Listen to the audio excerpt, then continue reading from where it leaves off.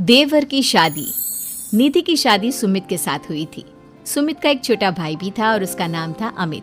और दूसरी तरफ निधि की एक छोटी बहन थी, उसका नाम था अंजलि। निधि के देवर अमित की अच्छी खासी नौकरी थी और निधि का ससुराल भी काफी पैसे वाला था। इसलिए निधि चाहती थी कि उसकी छोटी बहन अंजलि की शादी उसके देवर अमित के साथ हो जाए। लेकिन निधि के सास ससुर और उसका परिवार दोनों भाई बहनों के साथ अपने दोनों बेटों की शादी करने में बिल्कुल विश्वास नहीं रखते थे। अब तो अमित के लिए भी लड़की देखना शुरू करना ही पड़ेगा। उसकी उम्र भी हो गई है और नौकरी भी अच्छी खासी लग गई है।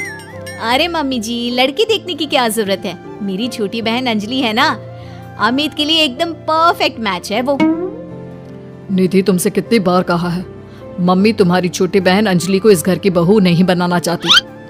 अरे पर आखिर क्यों? मेरी बहन में ऐसी भी क्या कमी है? सुंदर है, सारा काम करना जानती है, फिर आपको क्या परेशानी है?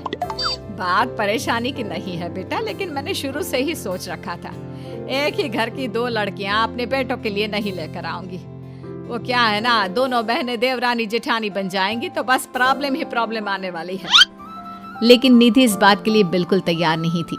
वो तो किसी भी कीमत पर अमित और अंजलि की शादी करवाना चाहती थी और इसीलिए उसने अपनी बहन अंजलि को अपने ससुराल में बुलाने का प्लान बनाया। कुछ दिनों के बाद सुमित, वो क्या है ना, मम्मी पापा कुछ दिनों के लिए मामा जी के घर पर चले गए हैं और अंजलि घर पर बिल्कुल अकेली है, तो मैंने सोचा उसे यहाँ बुला लेती हूँ। हाँ हाँ, क्यों नहीं भाई, तुम्हारी छोटी बहन है, तुम उसे बिल्कुल यहाँ बुला सकती हो। लेकिन सुनो, अमित और उसकी शादी के बारे में कोई बात मत छेड़ना, मम्मी इस बात के लिए कभी तैयार नहीं होगी। अगले दिन अंजलि निधि के ससुराल पहुंच जाती है और निधि के कमरे में। अरे दीदी, तुम्हारा देवर तो बहुत हैंडसम है, लेकिन मेरी तरफ नजर उठाकर भी नहीं देखता। अरे तू चिंता क्यों करती है, वो तेरी तरफ नजर उठाकर भी देखेगा और तू इस घर की बहू भी बनेगी। बस अब तू देखती जा। आप कहना क्या चाहती हैं दीदी? यही कि तू किसी न किसी तरह से बहाना करके कुछ दिन इस घर में रुक जा, बस फिर देख मैं क्या करती हूँ।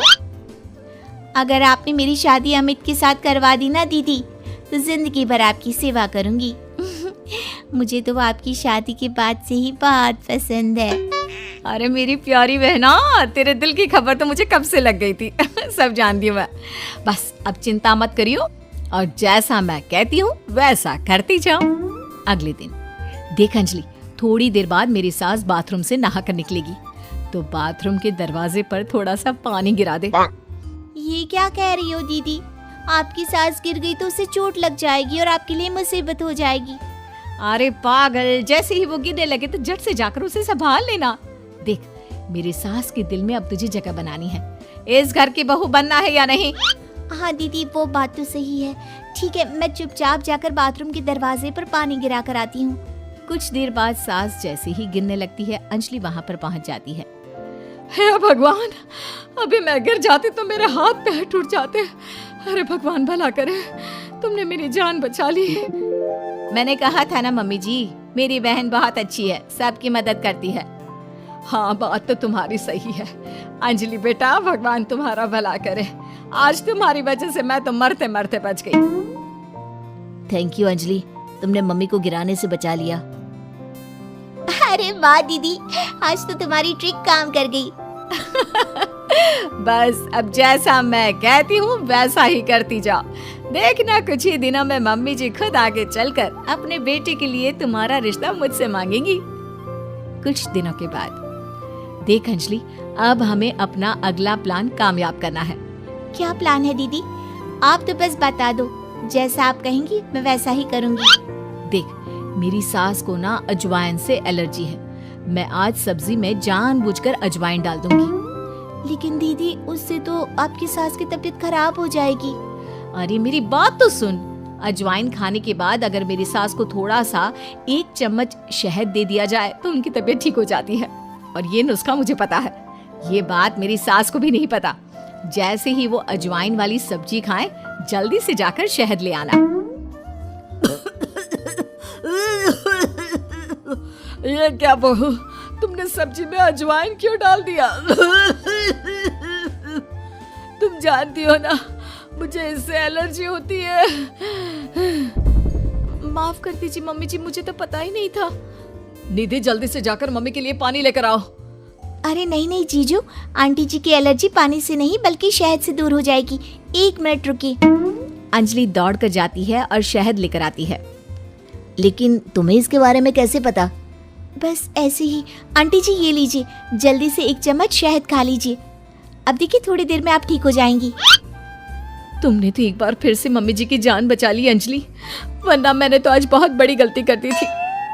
थैंक यू अंजलि बेटा, तुम तो वाकई में बहुत अच्छी लड़की हो, सबकी मदद भी करती हो और तुम्हें तो कितनी अच्छी नॉलेज है कि एलर्जी होने पर क्या खाना चाहिए।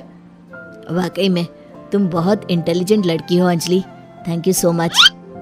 कुछ दिनों के बाद, भाभी मुझे ऑफिस के लिए देर हो रही है, मेरी एक फाइल है, जरा आप उठाकर रख देना, मैं शाम को आकर आपसे वापस मांग लूंगा। और जरा ध्यान से रखना, बहुत इंपॉर्टेंट फाइल है।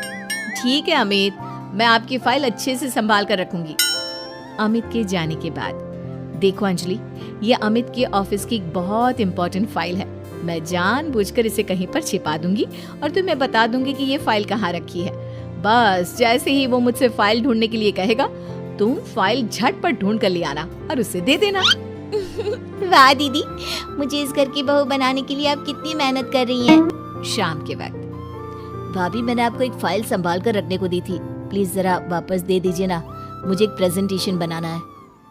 निधि उस फाइल को ढूंढने का नाटक करती है। क्या करूं देवर जी, आपकी फाइल मिल नहीं रही मुझे। अरे भाभी ये आप क्या कह रही हैं? अगर वो फाइल नहीं मिली तो मेरा प्रमोशन नहीं होगा, बहुत इंपॉर्टेंट फाइल है। अमित ये रही तुम्हारी फाइल, दीदी ने ऐसी ही बैठक में छोड़ दी थी और वो काम करने वाली आती है ना, वो इसे उठाकर डस्टबिन में डालने वाली थी, लेकिन सुबह मैंने तुम्हारी बात सुन ली थी तो संभाल कर रख दिया। अंजलि मैं कैसे तुम्हारा शुक्रिया अदा करूं, तुम जानती नहीं तुमने मेरे लिए आज क्या किया है। अगर ये फाइल खो जाती ना तो मेरा बहुत बड़ा नुकसान हो जाता। देवर जी, मैं तो आपसे पहले से कह रही थी, मेरी बहन अंजलि बहुत अच्छी है। वाकई में बहुत समझदार और इंटेलिजेंट लड़की हो तुम, हमारे फैमिली के लिए कितना कुछ कर रही हो। पहले मम्मी को बचा लिया और आज मेरी फाइल।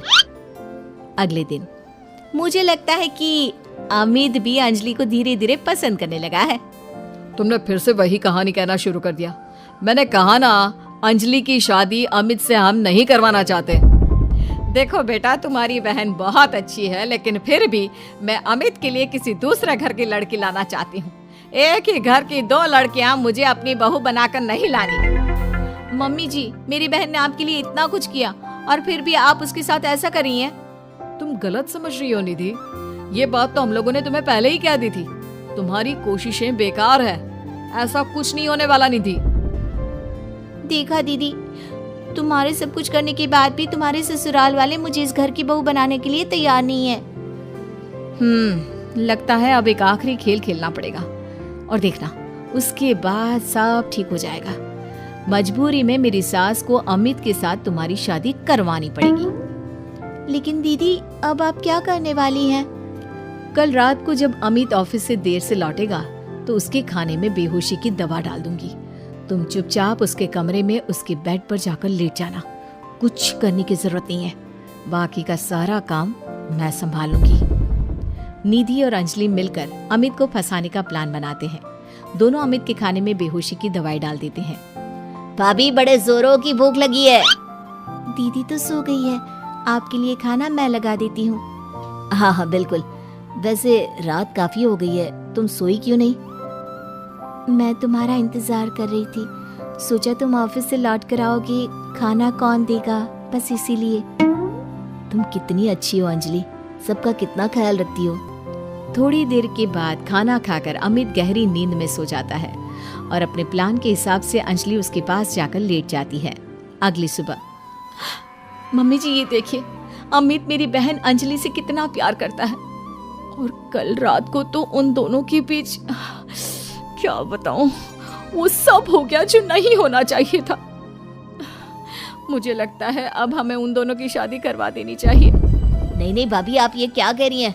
मैंने अंजलि के साथ कुछ नहीं किया, मुझे बस गहरी नींद आ गई थी। अमित झूठ मत बोलो, कल रात को तुमने मुझसे कहा था कि तुम मुझसे प्यार करती हो और हमारे बीच जो कुछ भी हो रहा है वो सब नॉर्मल है। बस करो भाभी और अंजलि, आप दोनों को ज्यादा झूठ बोलने की जरूरत नहीं है। अब जानती भी है क्या हुआ है। क्या हुआ है? जो कुछ भी हुआ है वो सामने दिख तो रहा है। आप पूरी रात मेरी बहन के साथ थे। आपका प्लान तो मुझे उसी वक्त समझ में आ गया था जब गलती से मेरा खाना आपकी बहन अंजलि ने खा लिया और वो बेहोश हो गई।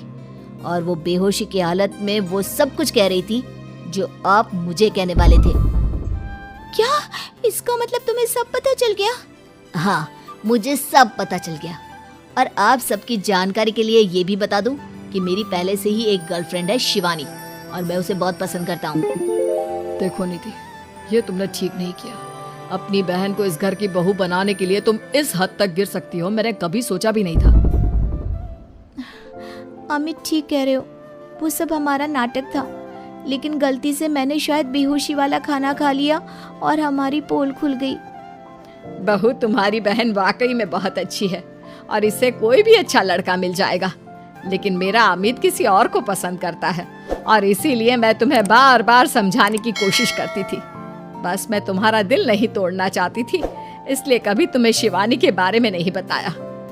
लेकिन अब तो सब कुछ सामने आ चुका है।